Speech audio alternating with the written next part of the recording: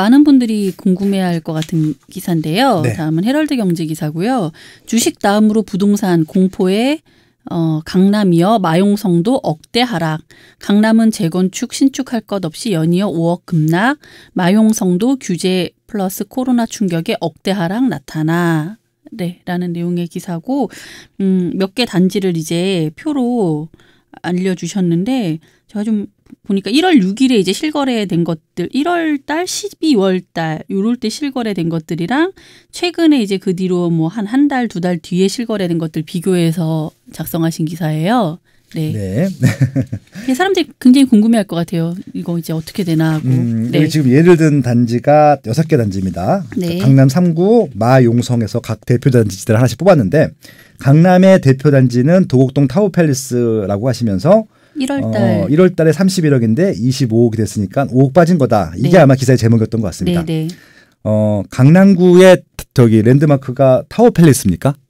2007년 기준이면 제가 이걸 이해할 수 있겠는데 지금은 레미안 대치팰리스 갖고 비교하시는 게 맞을 것 같고요. 네. 그리고 타워팰리스 같은 경우는 이미 구축이고 주상복합이고 수요층이 많이 빠진 상태이기 때문에 이거는 거래가 특히 대형입니다. 대형. 164.9제곱미터면요. 네.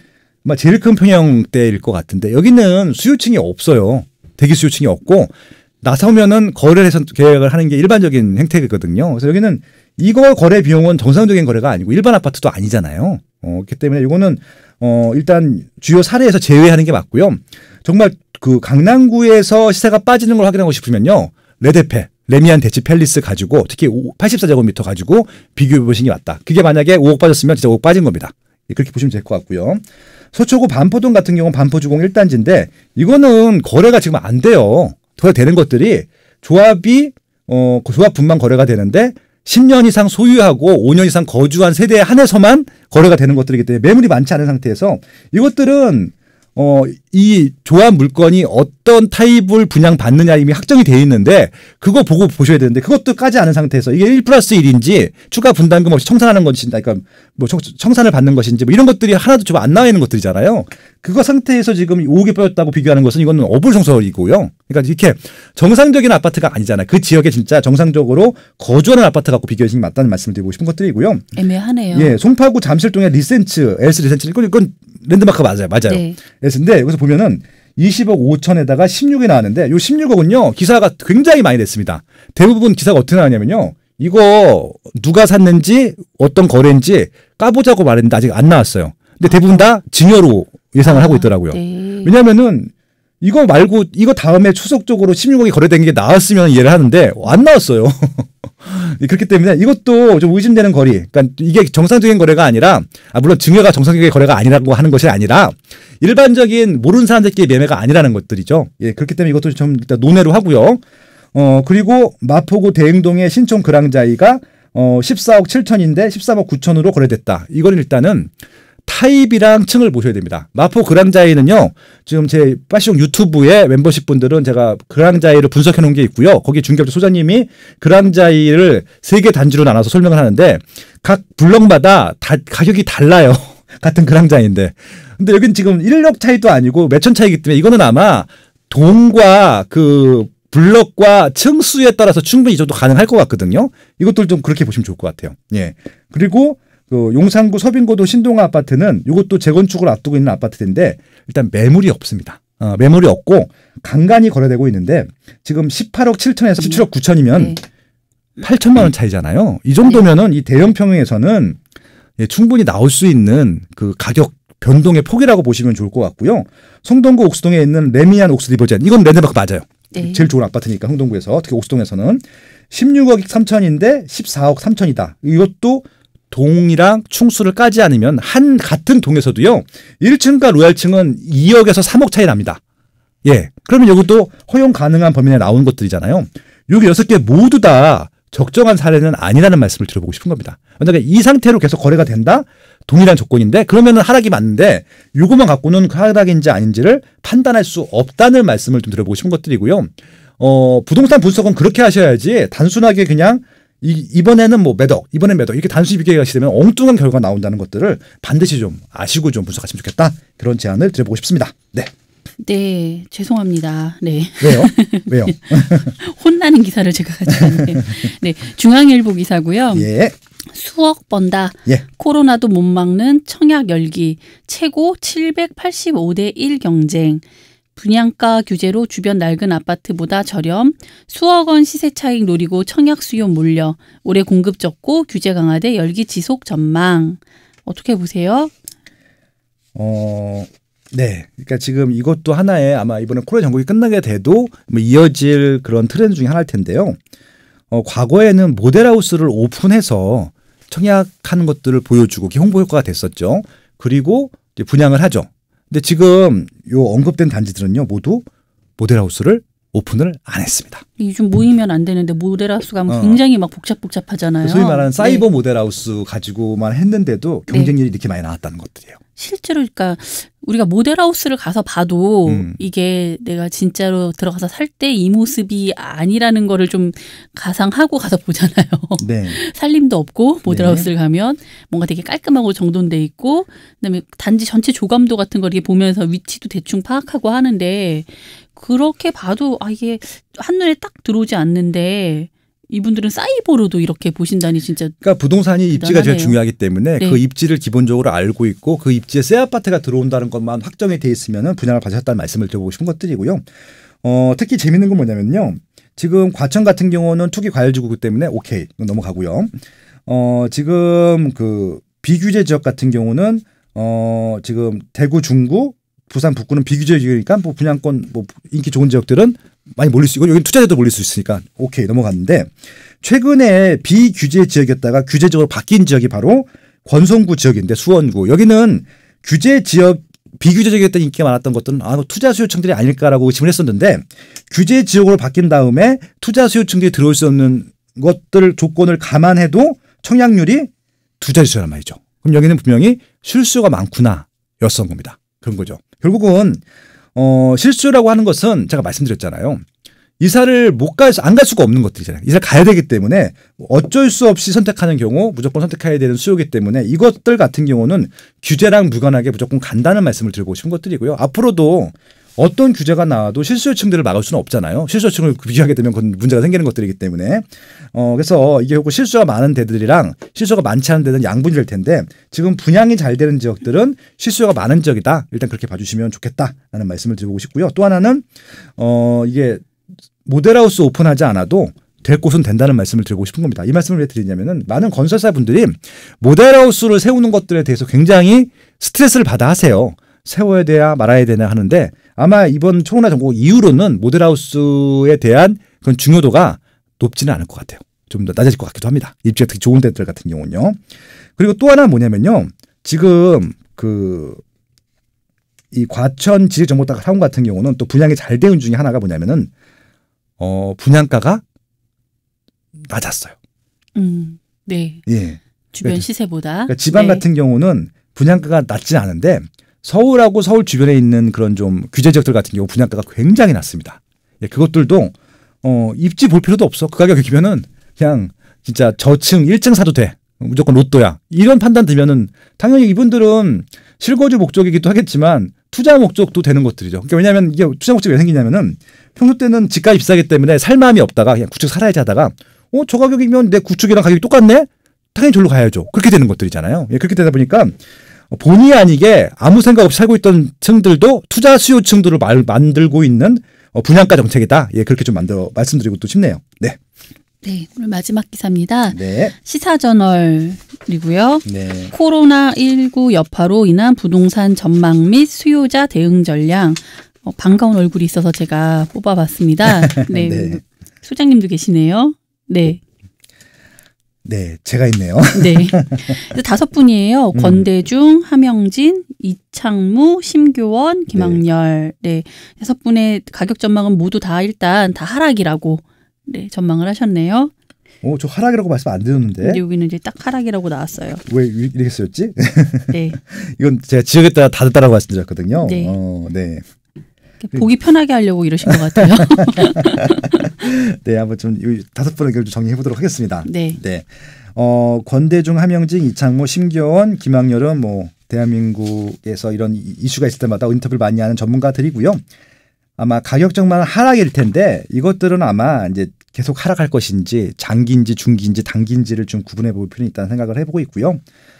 저는 이렇게 하락 상승을 얘기한 적은 단 한 번도 없어요.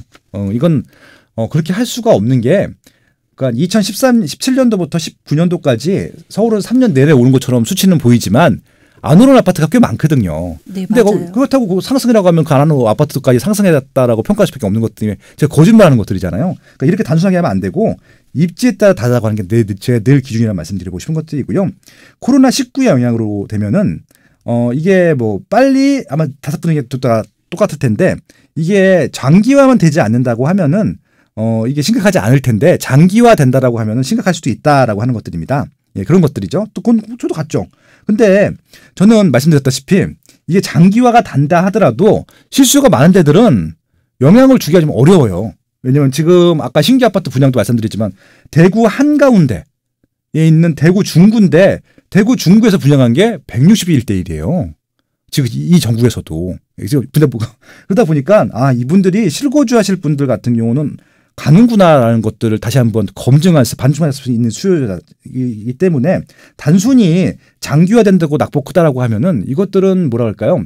그 전에 거품 가격이 생길 수 있었던 것들. 그러니까 투자 수요층만 몰려가지고 투자 수요층들이 묻지마 투자를 한 것들은 폭락을 할 수 있겠지만 실수요들이 버티고 있는 층들은 그런 단지들 같은 경우는 폭락하기가 좀 어려운 조건이다. 그게 제 생각이라는 말씀을 드리고 싶은 것들이고요. 그래서 수요자들은 어떻게 했으면 좋겠냐? 여기 써 있잖아요, 이거요. 관망하되 무주택자들은 청약도전. 그러니까 권재준 교수님도 그렇게 얘기하셨고요. 하명진 센터장님 같은 경우도 1주택자들은 일단 매도를 먼저 한 다음에 후 매수를 선택한다라고 하는 건데 이것들은 이 선매도해야 되는 것들은요. 이게 상급 입주로 갈 때 이렇게 하는 겁니다. 그러니까 지금보다 조금 더 나쁜 입지, 나쁜 상품을 팔 때는 먼저 파는 게 맞고요. 내가 사고 싶은 입지들도 빨리 사는 게 맞는 것들이죠. 그러니까 이거 지금 이 뒤에 있는 것들, 선매도하는 것들은 입지가 안 좋다는 것들에 대해서 어떻게 보면 그런 조건들을 갖고 하는 것들이라고 보시면 좋을 것 같고요. 지금 이창무 교수님 같은 경우는 관망을 좀 하자고 말씀하시고 계시고요. 신경 교수님 같기도 일단 연말까지는 지켜보자고 말씀하시는데 저는 1주택자들, 무주택자들은요 관망을 하되 급매물들, 청약물건들은 보자고 말씀을 드렸습니다. 저는 이게 맞는 전략이라고 봐요. 그러니까 이게 자꾸 바닥에 들어가려고 하시는 분들이 많으세요. 그러니까 저 블로그 댓글도 어떤 분이 그렇게 하신 거예요. 저는 단기 전망을 안 한대요. 단기 전망을 그걸 어떻게 해요? 그러니까 뭐 단기에 몇 프로 빠지니까 몇 프로 빠졌을 때 들어가십시오. 이걸 전망해 달라고 하는 거예요. 말이 됩니까? 주식입니까? 그러니까 주식 그거 하시는 분들은 그렇게 전망을 하시나 봐요. 근데 그건 말이 안 되잖아요. 주식도 마찬가지겠지만 10% 빠질 거니까 10% 빠지면 들어가세요. 그런 얘기를 어떻게 해요? 말도 안 되는 얘기지. 그러니까 그럼 제가 분명히 아마 다른 건 모르겠지만 그분은 저 테스트 해본 거예요. 그러니까 어떻게 보면 함정을 파놓고 들어가길 바라는 거죠. 투기 조장을 하는지 안 하는지. 예. 그거는 질문을 해서도 안 되고 질문을 하시고 답변해 주시는 분들도 답변을 해 주시는 사람이 이상한 사람이지. 그런 건 아니잖아요. 정확히 내가 샀는데 가격이 빠질 수가 있는데 지금 빠지는 게 중요한 게 아니라 내가 거주할 거잖아요. 그러면 문제가 안 된다는 말씀을 드리고 싶은 것들이고 최소한 5년, 10년. 그러니까 애들이 보통 초등학교 같은 경우는 6년, 중학교, 고등학교 6년이기 때문에 좀 교육에 정말 관심이 많으신 분들 같은 경우는 12년 동안 안 움직이시는 분들이 많고 보통 초등학교 때 이사를 한번 가져도 된다 하시는 분들은 중학교 가기 전에 이사를 보통 가시죠. 그러면은 중학교, 고등학교 한 6년 정도. 그러니까 보통 6년에서 12년 정도는 보통 거주하시거든요. 그러면은 6년이나 12년 정도 후에 이 집값이 빠져 있을 것 같은지 수요가 빠져 있을 것 같은지 그런 것들을 고민하셔야지 지금 단기적으로 10% 빠지는 게 이게 왜 중요합니까? 예. 그러니까 그것들은요. 그러니까 정부에서 자꾸 그렇게 보는 것 같아요. 그렇게 해서 모든 사람들이 그렇게 투기해. 그러니까 이게 주식하고 똑같이 보는 것들이죠. 집을 막 팔 수 있으면 오늘도 팔 수 있고 살 수 있으면 당장 그러니까 내일도 살 수 있고. 주식을 분석하듯이 보니까 주식은 100% 투기 상품인 거잖아요. 실거주가 없기 때문에 실수가 없기 때문에. 그러니까 이게 주식이랑 부동산이랑 똑같이 보게 되면 답이 엉뚱한 결과가 나오는 것들이거든요. 제가 말씀드리지만 이 코로나 전국에서도 청약 열기가 높은 것은 싸게 주택을 공급받고 싶어하는 실수요자들의 욕망이라고 보셔야 되는 것들이지 그게 투기꾼들의 욕망이 아니란 말이에요. 그러니까 평소 때 새 아파트에 비싸게 못 들어갔는데 이번 정부에서 정말 잘해서 분양가를 많이 낮춰주셨잖아요. 그 가격 보고 들어가는 것들이잖아요. 너무 싸니까. 그러니까 지금 청약 가격은요. 이미 코로나 전국이 아니라 그때 금융위기 때 왔을 때 그게 가격이 폭락을 했거든요. 2008년도에 얼마큼 폭락을 했냐면요. 고점 대비 그러니까 적게는 20%, 용인 같은 데는 50%가 빠진 적도 있습니다. 근데 지금이요 분양가 자체가 이미 50%가 빠져 있어요. 그러니까 폭락이 와도 흔들리지 않은 가격대로 분양을 하고 있는데 주저할 필요가 뭐가 있겠습니까? 청약 같은 경우는 입지가 좋은 데 같은 경우는. 그래서 그런 부분들을 한번 무조건 위축되지 마시고요. 적극적으로 무주택자들이나 실수요자들 같은 경우는 뭐 청약이면 좋겠지만 청약이 안 된다고 하면은 이런 급매물들도 좀 자신 있게 좀 보시는 그런 좀 적극적으로 좀 응대하시는 그런 태도가 필요하다. 그런 말씀드리고 싶네요. 네. 그렇죠. 저 이제 한번 요즘 코로나 하면서 너무 막 금융시장부터 불안하고 이렇잖아요. 네. 제가 한번 곰곰이 생각을 해봤어요. 제가 대학 졸업하고 좀 일찍 취업이 돼서 다행히 직장을 다니고 있었는데 다니고 얼마 안 있어서 바로 IMF 20대 때 금융위기가 왔는데 저 같은 사람이 뭐 말단 직원이기 때문에 감원의 폭풍에 휘말리지는 않고 무사히 회사에 좀 살아남을 수 있었는데 그 위에 분들은 이제 많이들 은퇴를 하시게 됐잖아요. 뭐 그냥 그 뒤로 이제 좀 바뀐 변화가 저 때까지만 해도 막 기수라는 게 있고 다 같이 막 교육 다 정사원이었잖아요. 네, 정사원이어서 교육도 받고 들어갔는데 제 뒤로 오는 직원들은 어느 순간부터 계약직이라는 게 그러니까 남자든 생기더라고요. 여자든 단기 그래서 생겼죠. 기수 같은 게 이제 사라지고 계약직 직원이 들어오네 하는 게 이제 저희가 좀 제 피부로 느낀 실감나는 어떤 경제 위기의 그 모습이었거든요. 맞아요. 네. 그리고 이제 30대 때는 큰 금액, 제 그 당시 경제 규모로는 굉장히 큰 금액, 1억 이상 금액을 대출받아서 좀 넓은 집으로 이사를 갔는데 갑자기 뭐 2008년도에 또 막 금융위기라고 뭐 미국에서 그때는 이제 아이 둘 낳고 키우고 남편 혼자 벌이로 대출금 열심히 갚으면서 이제 살아야겠다라고 했는데 맨날 이제 너무 우울한 거죠. 조금 더 집을 싸게 살 수 있었는데. 왜냐면 좀 기다렸으면. 네, 제가 사고 뭐 얼마 한 1년도 안 돼서 그런 일이 1년 정도 있어서 그렇게 생긴 것 같아요. 그러니까 몇 천은 더 싸게 살 수 있었는데 막 이런 생각을 하니까 굉장히 좀 우울하다가 또 애들이 넓은 집에서 또 되게 신나게 잘 지내는 거 보니까 아니 그래 하루라도 뭐 여기서 산 것도 다 비용에 포함이 되는 거지라고 이제 생각을 하고 지금 30대를 지나왔거든요. 거기가 그래서 2008년도, 2010년도까지 많이 왔었는데 아무튼 그로부터 12년이 지났는데 더 그 이상 올랐죠? 근데 이제 그때 이제 그때를 좀 곰곰이 생각해 보니까 그때 이제 한번 확 그렇게 빠진 집값 때문에 저는 어차피 그냥 제가 실거주하는 집이니까 빠지든 오르든 상관없이 아이들 초등학교를 그 단지가 너무 좋았어요. 뭐 초등학교도 중학교도 다 끼고 있고 마트들도 큰 뭐 이마트, 롯데마트가 다 있고 병원 뭐 상권할 거 없이 다 너무너무 좋은 단지여서 그냥 오래 살 거라고 생각하고 살았는데 저랑 이제 아주 절친인 그 아이 친구 엄마는 이 단지가 너무 좋은데 빠진 가격이 생각이 나서 도저히 이 엄마는 매매를 못 하시는 거예요. 그러니까 집을 못 사시는 분들이요. 그 저점만 생각하시는 거예요. 그래서 전세를 이사를 계속 다니면서 그 단지에서만 전세를 3번 이렇게 옮기는 걸로 제가 봤거든요. 그래서 아유 누구 엄마야 얼른 그냥 살아. 이사 다니는 거 너무 그것도 비용이지 않니 했는데 6년이면 아마 그 전세가 그래서 매매가 이게 지금 그 전에 매매가가 전세가가 되는 거죠. 오르니까 오른 가격에는 이제 또 못 사겠는 거죠. 더 낡았는데 가격이 또 올랐으니까. 그런 분들은 그 단지에서는 못 사실 거고요. 아마 신규 분양 받으셔야 돼요. 그분은 아직도 그 단지에 지금 한 10년째 거의 전세로 살고 계세요. 그분은 아마 초등학교, 중학교, 고등학교를 다 애들을 거기서 보내고 싶으신 거죠. 초중고가 다 있을 테니까. 그리고 저는 이제 40대가 돼서 와 보니 이제 또 이번에 이런 일들이 생겼잖아요. 이게 또 이제 어떻게 변화가 될지 좀 너무 궁금하고 좀 10년에 한 번씩 우리 세대에는 왜 이런 시련이 닥치나 싶기도 하고 그러네요. 뭐 이런 말씀 드리면 그렇지만 10년에 한 번씩 기회를 주신 것 같기도 하고 그래요. 어떻게 보면 이게 좀 이런 얘기 하시면 또 좋아하지 않으실 분도 있겠지만 힘드신 분들도 있지만 그걸들을 통해서 좀 인생 역전을 갖고 가시는 분들도 있으세요.